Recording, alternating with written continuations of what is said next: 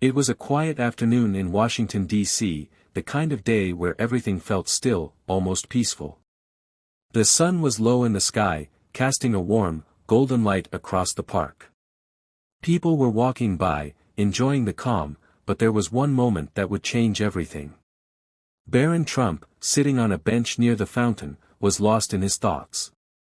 The weight of his day had settled on his shoulders, meetings, responsibilities, and expectations. As he glanced up from his phone, his eyes wandered across the park, seeing families, children running, and old couples enjoying the day. But then, out of nowhere, a small voice broke through the calm. "Excuse me, can I ask you something?" Barron looked up. Standing before him was a little girl, no more than 7 years old. She had big, innocent eyes, and her face was soft, full of curiosity. She wore a light pink dress and clutched a small stuffed bunny in her hands, her fingers wrapped tightly around it. Her gaze was fixed on him, as if she was waiting for something important to be said. Barron's expression softened, and he smiled at her. "Of course, what's on your mind?" The little girl took a small step forward, her eyes wide with seriousness. She looked around, as if searching for the right way to ask her question. Finally, she spoke, her voice quiet but clear. "What's God like?" The question hung in the air, simple yet so deep. Barron felt a lump in his throat. It wasn't just a question, it was something that every child, in some way, wonders about. But to be asked like this, with so much trust and innocence, caught him off guard. For a moment, Barron sat there, silent, trying to process her words. How could he explain something so big to someone so young? His mind raced through all the things he had heard about God, all the things people said about faith, but in that moment, it all seemed so hard to put into words. He took a breath, glanced down at her, and then gently responded. "Well, God is, like the most loving person you can imagine. He's someone who always takes care of you, even when you can't see him.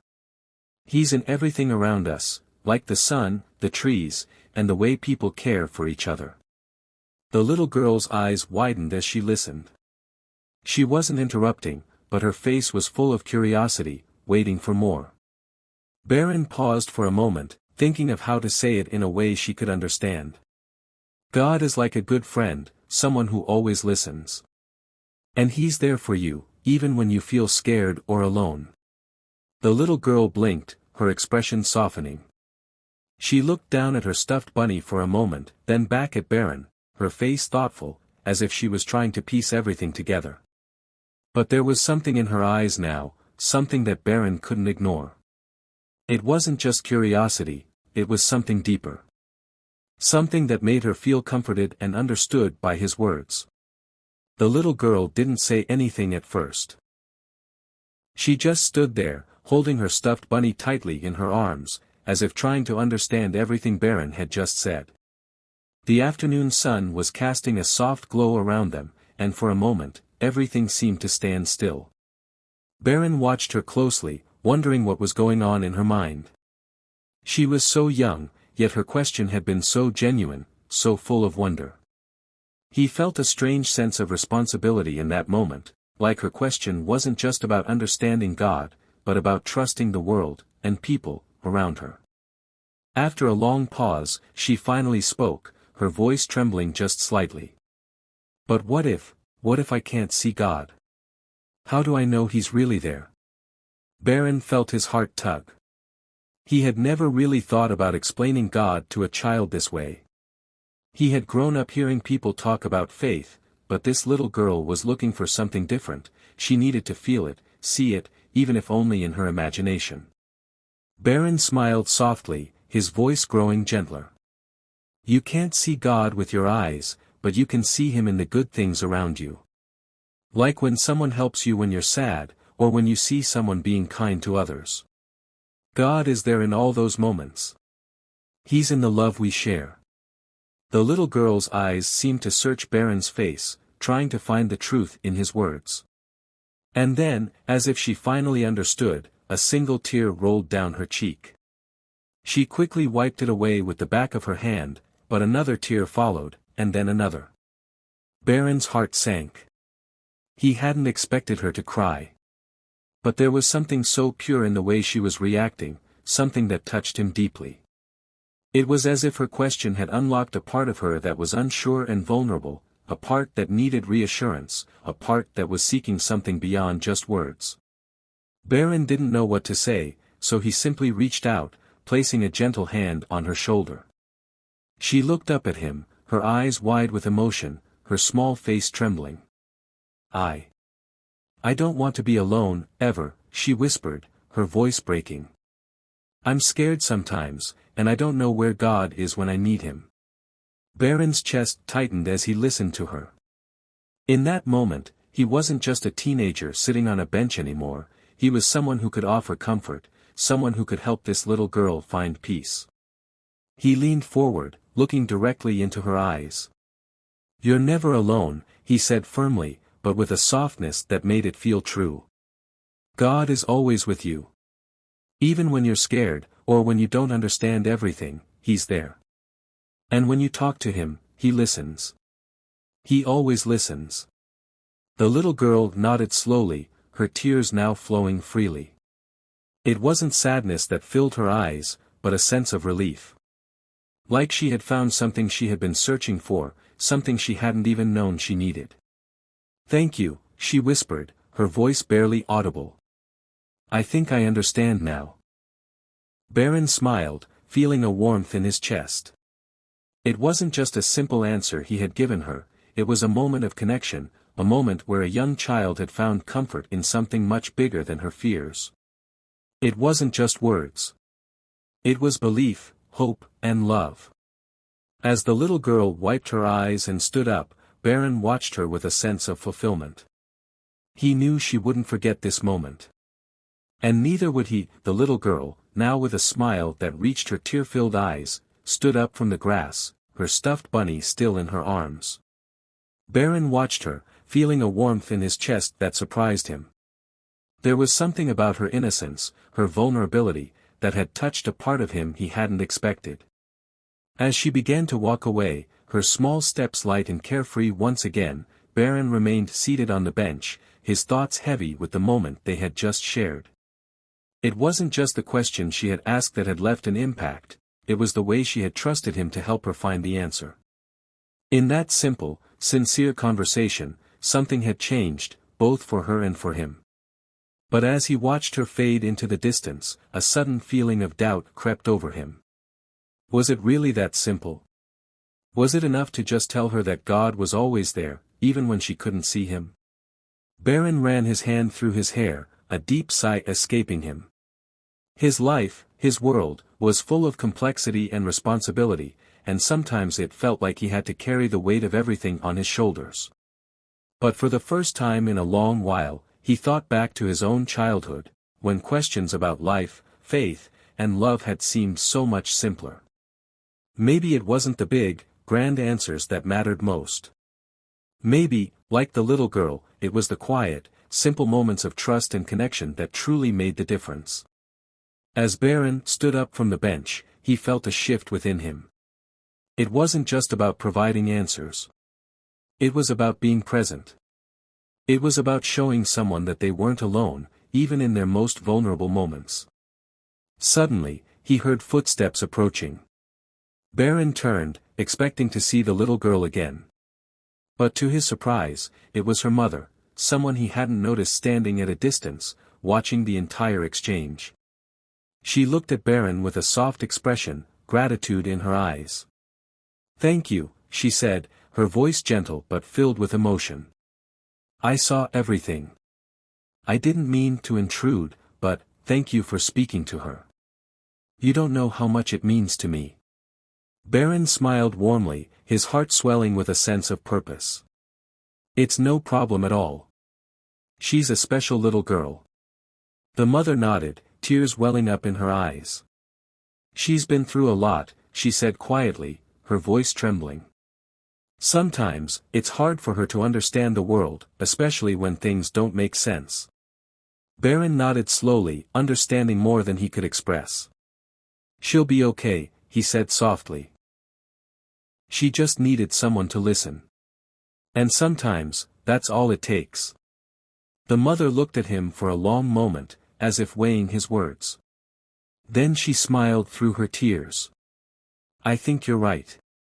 As they stood there together, Barron realized that the conversation he had just had with the little girl wasn't just a fleeting moment. It was a reminder of what really mattered: connection, understanding, and kindness. And in that brief exchange, Barron had found something meaningful too, something that had helped him reconnect with what it meant to simply be present, to listen, and to care. The mother took her daughter's hand, and the two of them walked away, their figures growing smaller in the distance. Barron stood still, watching them go, the warmth of the moment lingering long after they had left the park. And for the first time in a long while, Barron realized something simple but profound: the answers to life's big questions weren't always found in the grand, complicated truths. Sometimes, they were found in the small, quiet moments where people took the time to listen, to understand, and to be there for one another. Barron Trump remained at the park for a while, long after the little girl and her mother had disappeared into the distance. He sat on the bench, his hands resting on his knees, but his mind was far from the peaceful surroundings. The world felt quieter now, almost as if the park itself was holding its breath. He replayed the conversation in his mind, the girl's question echoing through his thoughts: what's God like? It had been such a simple question, yet the weight of it had been anything but light. How do you explain something as vast and as infinite as God to a child so young, whose heart and mind are still discovering the world around her? The afternoon sun was slowly sinking, the shadows growing longer, and Barron finally stood up from the bench. As he walked toward the exit of the park, he realized that the encounter had left more of an impact on him than he had expected. In those few moments with the little girl, he had felt a kind of clarity, a kind of understanding about what it meant to really connect with someone. It wasn't about grand speeches or complicated answers. It wasn't about having all the solutions. It was about listening. About being present when someone needed you. Sometimes, that was all that mattered. As Barron reached his car and opened the door, a thought crossed his mind, one he hadn't really considered until now. It wasn't the little girl who needed answers from him, it was him who had needed something from her. Maybe it was time for him to stop worrying so much about the world's big questions and focus on the smaller, quieter moments. Maybe it was time to listen more and judge less.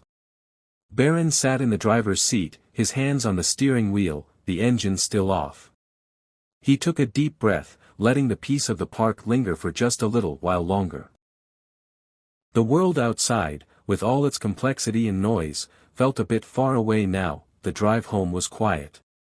Barron's usual thoughts, work, responsibilities, expectations, were replaced by the image of the little girl, her tear-filled eyes, and her simple, yet profound question. As he drove through the streets of Washington, the city around him seemed to blur, the usual hustle and bustle faded into the background, leaving him with a deeper sense of introspection. He thought about what the little girl had said: what's God like? The innocence in her voice had been so pure, so raw, it had almost forced him to confront his own beliefs, his own understanding of the world. It wasn't that Barron had never thought about faith or God before. But the way she had asked, it had a simplicity that made him realize something important: sometimes, the world doesn't need complex answers. It needs connection, comfort, and the assurance that someone cares. As he turned onto his street and parked in the driveway, Barron sat for a moment in his car, his hand still gripping the steering wheel. The sun had now dipped below the horizon, leaving a soft twilight glow in the sky. The world outside seemed to pause, and Barron felt the weight of the day slowly slip away. He stepped out of the car, his mind still racing with the lessons from the park. The little girl's question had been a catalyst, a moment of clarity in a life that often felt overwhelming. Barron had always been surrounded by expectations, whether from his family, society, or the world at large. But in that moment with the little girl, all of that had faded away. It wasn't about expectations anymore. It was about simply being there for someone when they needed it most. As Barron walked to the door of his home, he felt a shift in his heart. Maybe, just maybe, he had learned something more important than he had realized. It wasn't the answers that mattered, it was the kindness in the questions. It was the way people shared those small, vulnerable moments with one another, and how those moments could change everything. He opened the door and stepped inside. The familiar warmth of his home greeted him, but he felt different, somehow. Lighter. Calmer. Barron didn't know when he would see the little girl again, or if their paths would cross. But in that brief encounter, she had given him something that he would carry with him forever. A reminder that the simple things, compassion, understanding, a listening ear, could make the biggest difference in someone's life. And in that moment, Barron realized that the world didn't need more answers. It needed more of the things that connected people in real, meaningful ways. The world needed more of that. The days following the encounter in the park passed like any other. Barron went about his routine, attending meetings, spending time with family, and facing the pressures that came with his life. But something had changed within him. A quiet shift. A subtle understanding that he couldn't shake.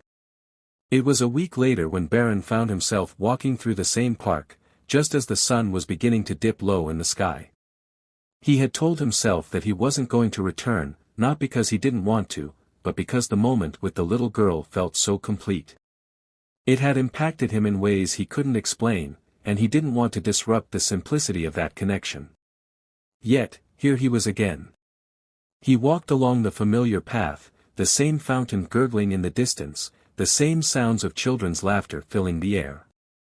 But this time, Barron wasn't lost in his own thoughts. He was present.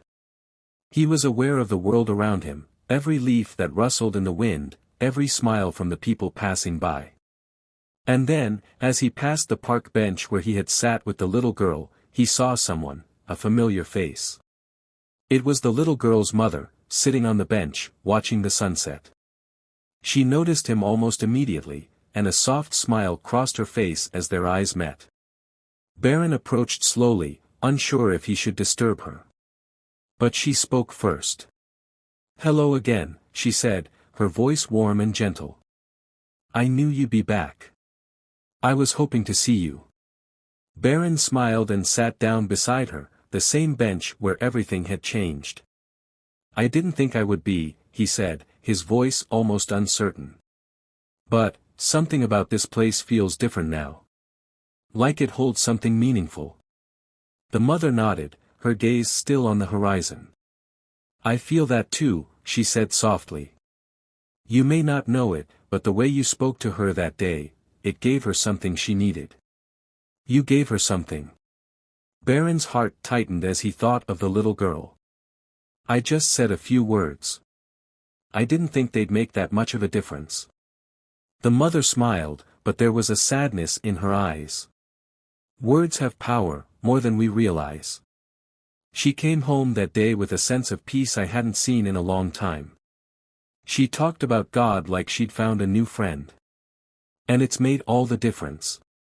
Barron sat in silence for a while, letting the weight of her words settle over him.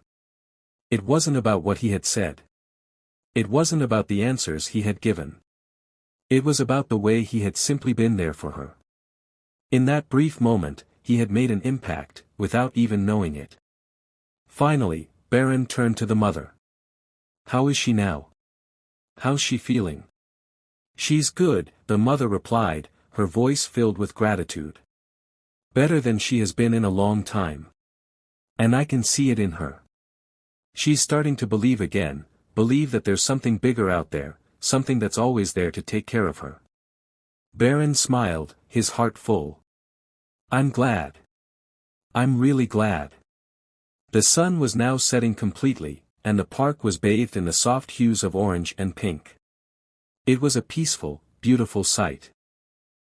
Barron stood up, ready to leave, but before he turned away, he looked at the mother one last time. "Thank you for letting me be part of that moment," he said sincerely. The mother nodded, her smile warm and full of emotion. "Thank you for being there when she needed someone." As Barron walked away, he felt a deep sense of peace wash over him. He had been a part of something far bigger than just a question about God. He had been part of a moment that had changed the life of a little girl, and in turn, changed him too. It was in the simple things, the questions, the kindness, the understanding, that lives were transformed. Barron's heart was lighter as he left the park. It wasn't the answers that mattered. It was the love, the connection, and the quiet impact of a single moment.